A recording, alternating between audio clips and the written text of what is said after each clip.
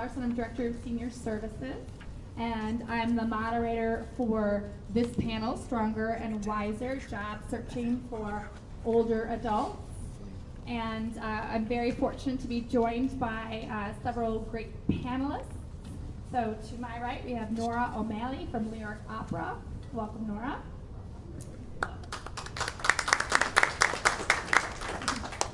Jonathan Tagg from Senior Helpers.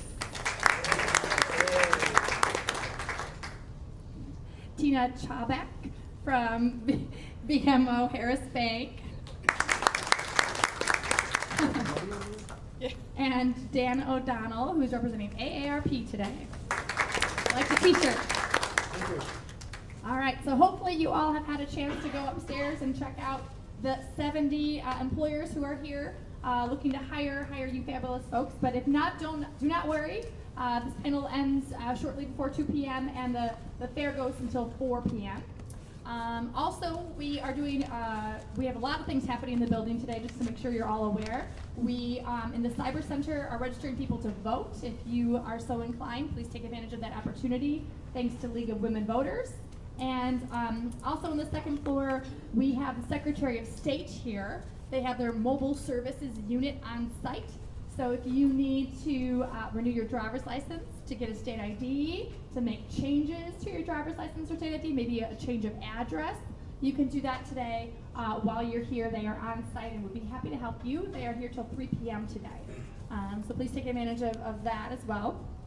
I have a clipboard kind of routing its way through the room. And that's basically if you are interested in learning more about our employment services that we offer for people age 40 and above, 40 and better, just put your name on that list and I will get back in contact with you to kind of share with you all that Center Health has to offer for employment services for older adults. So we'd be happy to provide you with more information.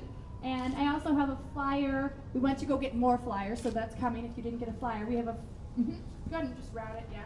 We have a flyer coming for an intensive 2-week job readiness class we're going to be running in October, specifically for people 40 and better.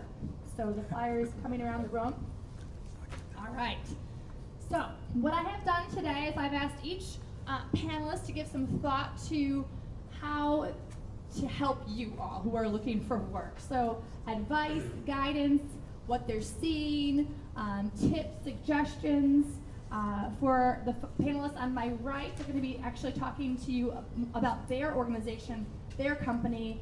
They hire a lot of older adults, both Lyric Opera and Senior Helpers, and so how you would perhaps even get a job with one of those organizations. So they'll kind of walk you through that. And the panelists on my left, coincidentally, are all going to be talking more about just general, broad job search strategies for older adults based on their experience, their work. And AARP has actually a lot of resources for older adults who are looking for work, and I think a lot of people are not aware of those resources, so hopefully you're going to walk away today with some really good information on hand. We are going to be showing a couple of things on the screen here. I know not all of you can see the screen. Do not worry, it's not crucial, it's not essential information. We'll also be verbally going over what we've just pulled up, so do not worry if you cannot see. If you have trouble hearing us, just raise your hand and give us a shout. But hopefully everybody can kind of project their voice and the panelists can use the microphone. So if it's okay, I'm going to start with Nora. And so tell us a little bit about Lyric, what you do for Lyric, and a little bit about how you work with older adults, and some suggestions or tips or guidance you'd have for the folks. Okay. I'm also losing my voice, so let me know if you can't hear me. Okay. Hi again, I'm Nora O'Malley with the Lyric Opera. I'm the facility operations manager at Lyric, which means I manage the building and also our front of house staff. So we have a lot of, as Britta mentioned, we have a lot of older adults on our front of house staff in general, but I think that our largest group of employees really is our ushers.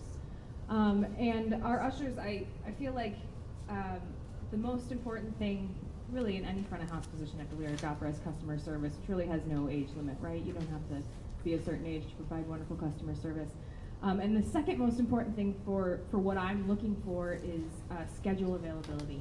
We have a season, and it starts in October and really runs through May. And performances throughout the season, they can be evening, weekday performances, they could be matinee performances, which is the middle of the day and a weekday. So I'm just looking for people that are very available and want to provide great customer service.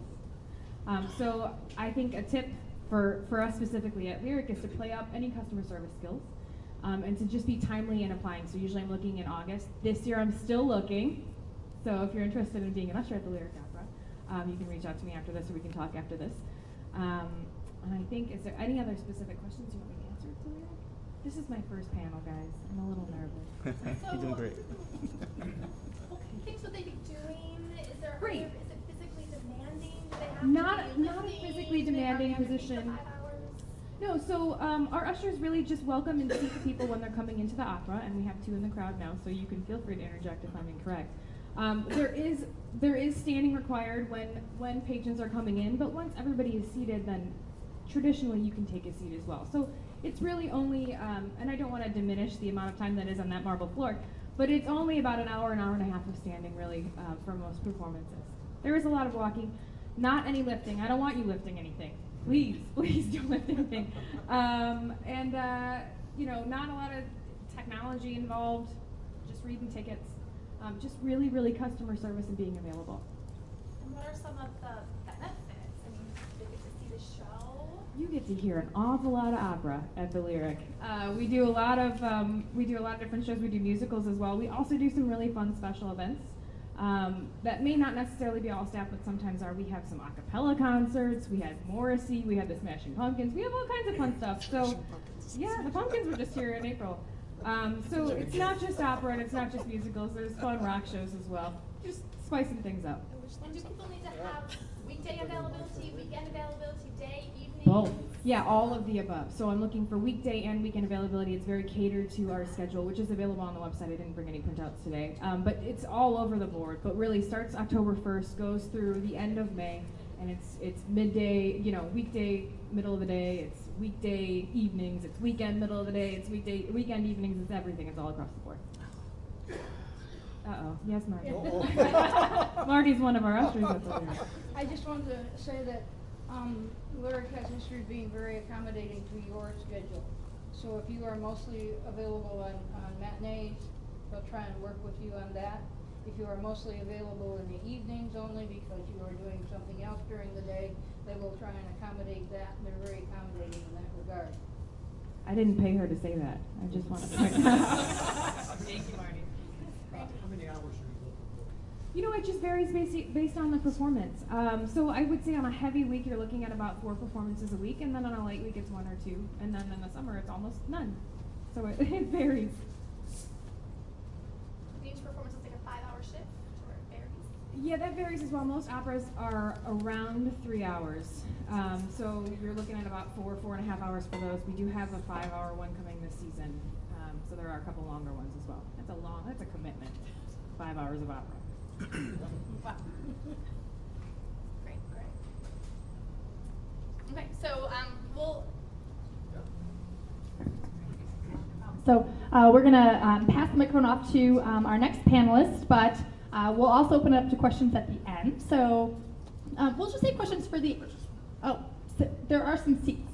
I see some people standing. So there are some seats on this side of the room.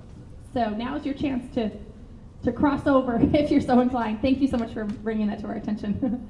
And so please, if you have other questions, we're happy to take questions after the panelists all speak. So let's welcome Jonathan. All right, Jonathan.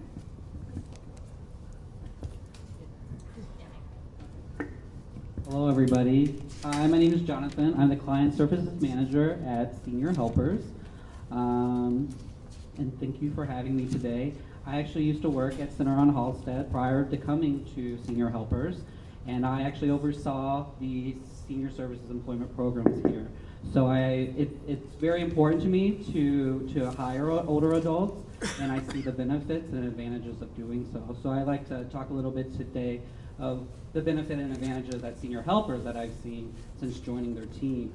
And I did a little bit of numbers before I came today, and I found that 23% of our caregivers are 50 or older.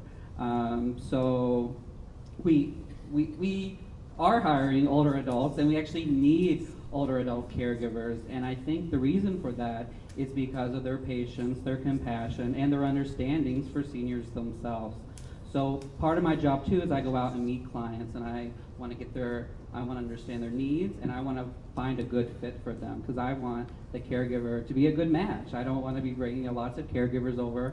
I want it to be a good the first time. Sometimes it might take a few times, but I actually, when I go out and meet, I always ask a client or their families what they're looking for, and I'm being honest, a lot of them are looking for someone older.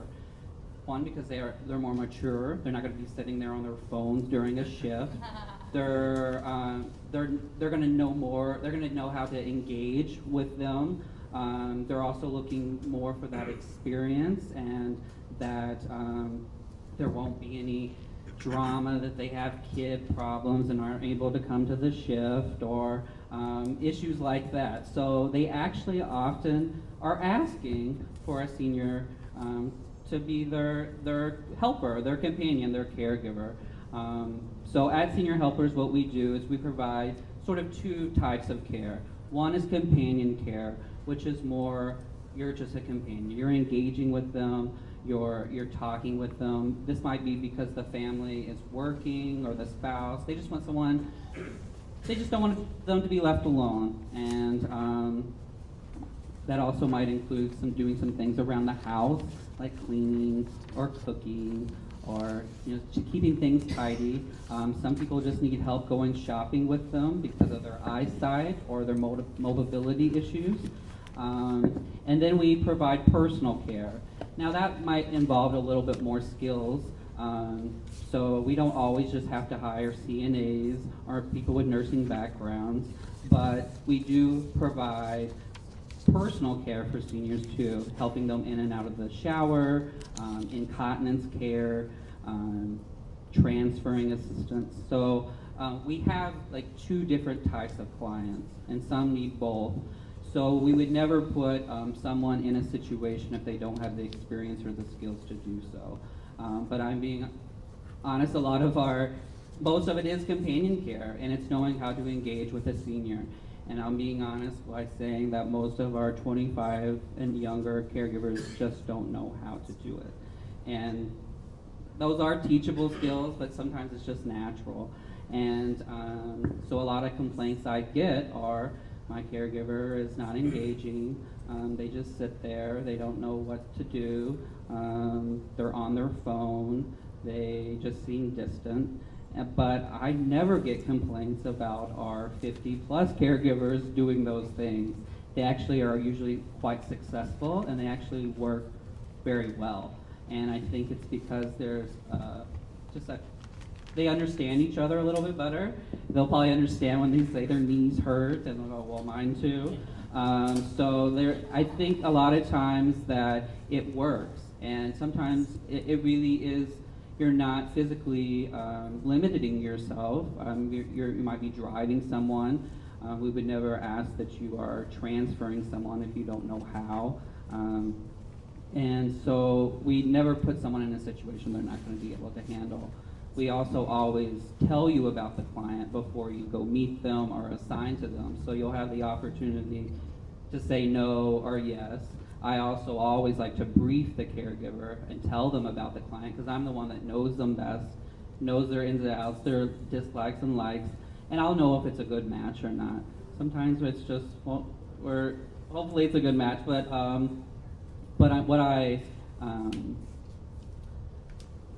I like to see that though. Like, it's one of the most successful matches that we have. I'd say it's an older adult with one of our clients. So we definitely we're always looking for caregivers of all ages and all skill levels, male and female. So if you have little experience or no experience, we'll definitely still consider you. We even count experience if you've helped a spouse, a family member, a mother, a father, or a grandparent in your life. Those are all family caregiving counts, because it's just as hard. And a lot of times what we're providing is respite for family caregivers. It is one of the toughest jobs out there. So sometimes we're just providing relief for that family or that spouse. And we provide different hours. We're very flexible. We have short shifts, like 3 hours, 1 or 2 or 3 days a week, and then we also provide 24/7 care, live-in care as well. So we have a nice spectrum. You don't have to be looking for full-time. We can accommodate part-time as well. How does someone apply? How does someone apply? Now this is where some things there could be some barriers if you don't know how to do them. So all of our caregivers have to apply online. So Britta has brought up our website, which is seniorhelpers.com. It's best to do /Chicago or just put in your zip code and it'll give you the closest senior helpers to you. And right on the website, there's a caregiver application. So no matter if you call us or what, we're always going to tell you to go online and to fill out the application. One, this shows you have computer skills. Even though caregiving, you're not really using technology, our communication from our office to our caregivers is through most likely email. We send all of our caregivers emails of the assignment. We give a bio, the directions, we give a map of how to get there, and you need to respond back to us. That's how we confirm you understand and that you've read it. So if you don't have an email account, you're automatically sort of discounted to be a caregiver at our agency. You have to be able to do that. So there could be some barriers. So it's really important for, if you don't have those skills, to learn those skills. And Center on Halstead offers those programs where you can learn how to email and how to fill out an online job application, because those are things that you're going to need to know prior to coming to us. Now, sometimes we are, I have talked to some older adults who have come into work and or want to work with us, and they feel like they might be discredited because they might be on Social Security. So I want to touch that base just for a bit. So if you're on Social Security, just retirement Social Security, there shouldn't be a problem. You might be limited to some hours. I had a caregiver come to me and she's on spousal benefits, and she was very worried that she didn't want to lose that income from her husband's, her deceased husband, because that really helps her out. So I worked with the staffing team who does all the scheduling, and I told them we have to limit her to 24 to 25 hours a week so she doesn't go over that threshold. I printed out her the Social Security information so she understood. I encouraged her to talk to the Social Security office before accepting this position or going out with being with a client. But we can be accommodable because we do have those shifts available. Not all of our caregivers are working 40 hours. We would love for them to be working 4 hours, but we can accommodate. We even accommodate students who are in school and can be flexible as well. When it comes to disability, though, in caregiving, we're on a borderline, because if you're able to help a senior do some things but you're not able to work, it gets a little tricky there. So if you're on disability, this industry might not be the best, even though you might not be lifting or doing those things. You might just be doing companion care. I'm just honestly concerned. I've been on that I've helped people get disability and help them get a job, and they do ask lots and lots and lots and lots of questions of what you're doing. So caregiving, you might have to use some physical. Every once in a while, you're going to assist someone, and they might start questioning that. So I would caution people who are on disability to be in this field. But if you're on just regular Social Security retirement or spousal benefits, I think we can work with you. But again, on some of the skills that you need, you definitely, like I mentioned at the beginning, compassion, patience, just being able to engage with them. And then on the sort of senior helper side of communicating with the staff, you really need to know how to email. I even text some caregivers because it might be easier. So it's good to know that technology, computers, and how to use your cell phone. You also have to have a cell phone because we're going to call you at all times if we need you, or if we have a question, or we can't get a hold of the client.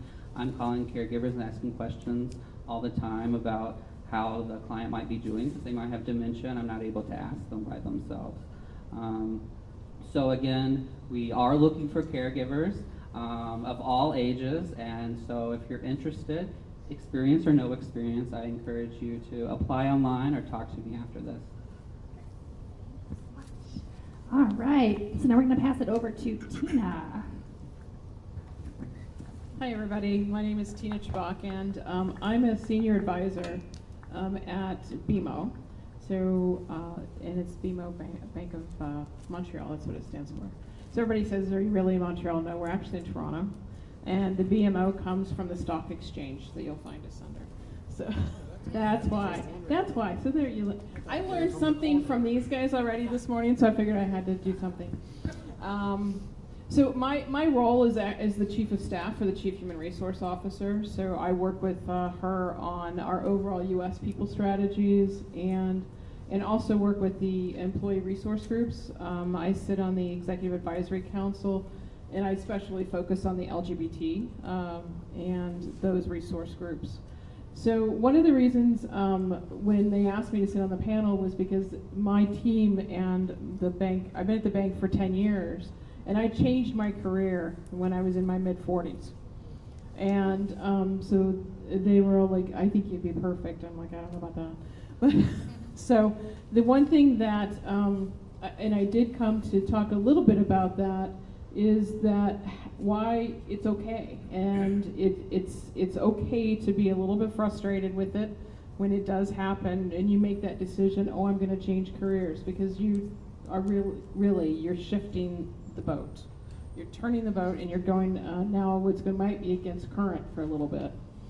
And so once I made the decision to change careers, it took me about 1.5 years to actually build the new network, which is so critical, and to decide what it was I wanted to do and what industry might be able to help me excel that the fastest. So I had to do some homework. And I really had to connect with people who had done this in the past themselves. And so I found a couple of people I could talk to, and then I started building that network, because my background was actually, I was a store manager, district manager at Target. From there, I went to work for Follett Higher Education and worked with some of the major universities across North America. And so I was like, okay, so now what do I do? My passion was people. I had not been necessarily in HR, but my passion was that. So that's where talking with some career counselors, which I know they have here, we figured out what it was in particular. So I stopped what I was doing. I went and interviewed anywhere that had training positions available. And because that's what I decided my passion was really helping people achieve their goals. And so I also got my coaching license and went on to then join BMO as the leadership development coach here in the United States. And so from there, it was networking throughout the bank. And somebody asked me the other day, "How did you get where you are?" And I actually had to say, I'm not quite sure. But I went from training and development, I went back out and I was a regional manager. And had some success there, and then went back and started a new division within the training and development department, which was supporting the commercial and capital markets teams. And so that was a completely different area. And then from there, this position that I actually have today opened up, and because I had worked on some strategy things, they had tapped me on the shoulder. But the way that we've really changed in banking is really what I also think is very beneficial for you. We are, in banking, need to be more flexible. For those of you who happen to bank, I'm sure it's probably most of you here, very traditional, we're open Monday through Friday, 8 to 5, and we're open on Saturdays till 1. Well, that's changing. The landscape is changing. You can bank on your phone, you can bank on your computer. So we are working on strategies to increase the flexibility in the branches. And the way we do that is by changing the flexibility of the people who work there.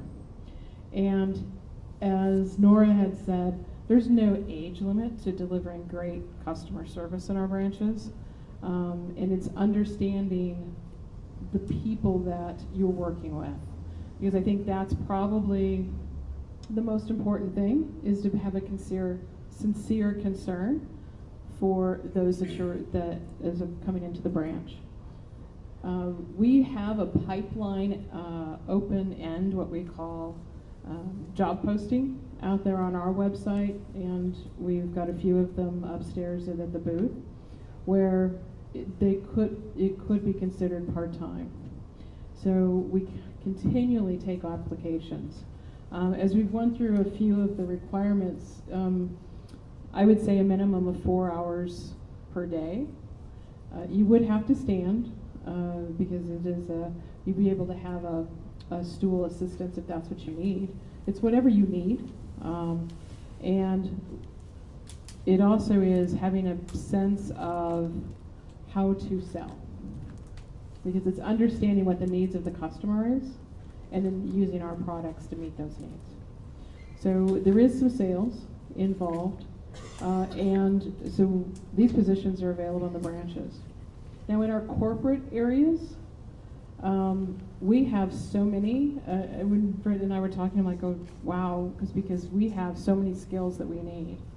We need financial advisors, we need modelers, we need underwriters, we need all kinds of people.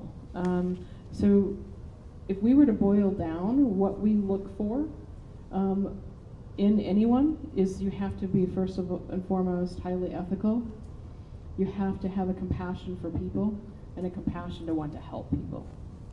And I think and collaborative. Nobody in our bank does anything alone. We all rely on the help of our colleagues, so you have to be able to be very collaborative in that way. So have I done that, what you wanted me to do? Okay. Thank you. I'll pass it over. Sure. Okay, can we pull up AARP? I'm Dan O'Donnell, and I'm with AARP. I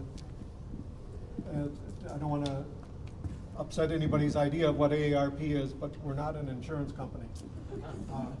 And we're also not pushing trips and things like that. Actually, the largest part of AARP is a service organization.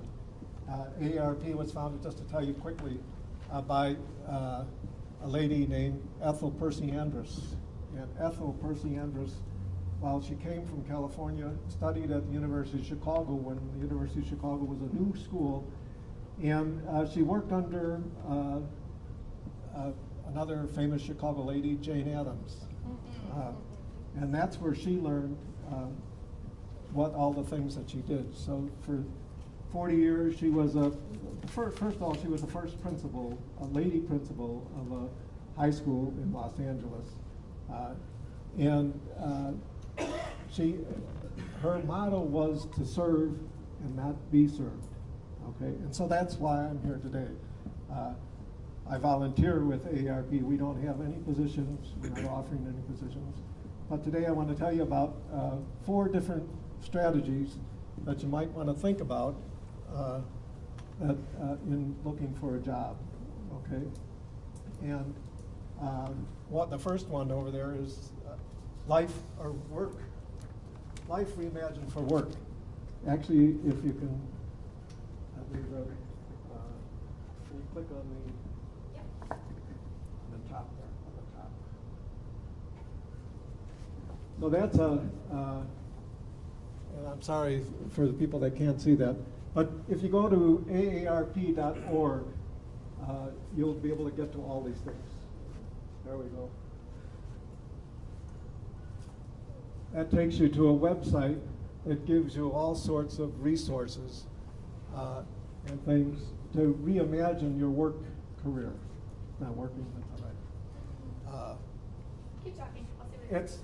That's all right, because we're going to spend a lot of time. I'll read. It's an interactive networking program for professionals.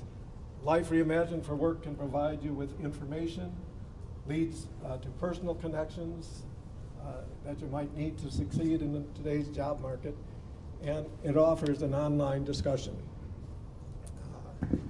So that's enough for that one. If you click to next.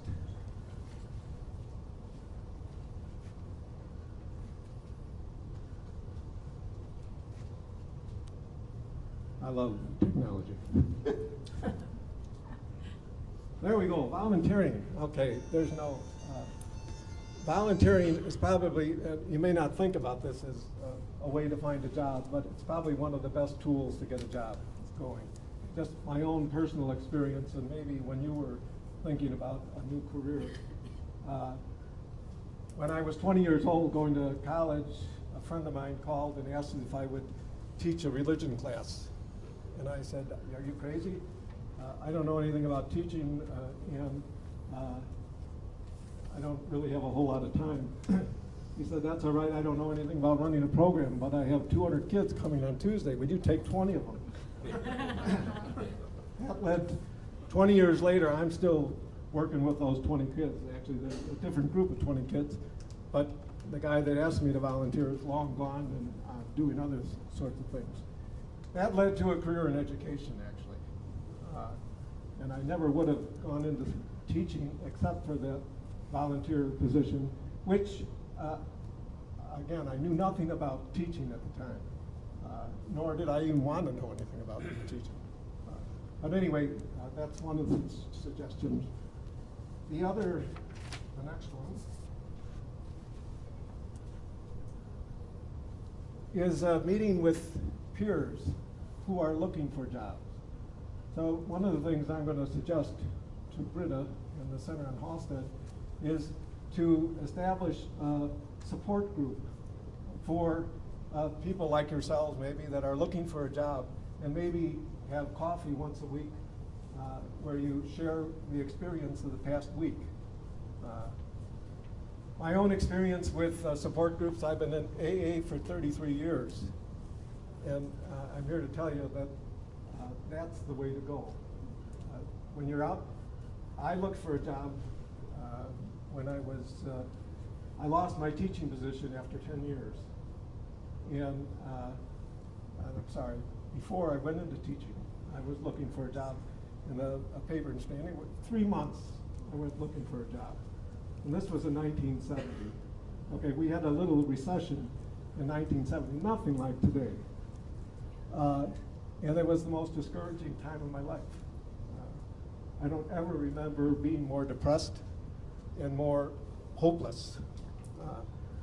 I wish I had had a group of people at that time that I could have met with on a regular basis to share the experience. And it's really important when you go see a new employer that you're kind of energized and excited about what you want to do. And if you go to the AARP website, you'll see a whole bunch of those kind of suggestions, which are all great, but very difficult when you're looking for a job and need money. Okay, the next one is Life Reimagined. Now, if we can make that connection, that would be good, up on the top.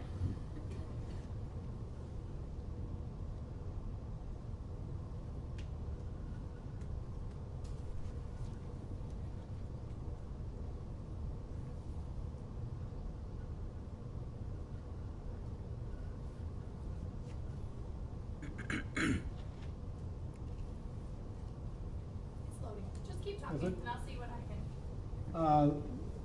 This is a short 1.5 minute video on Life Reimagined.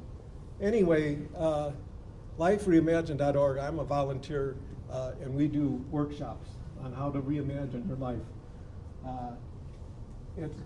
There's about 200 or 300 different videos, short videos, 5 to 10 minutes, of people who have reimagined their life.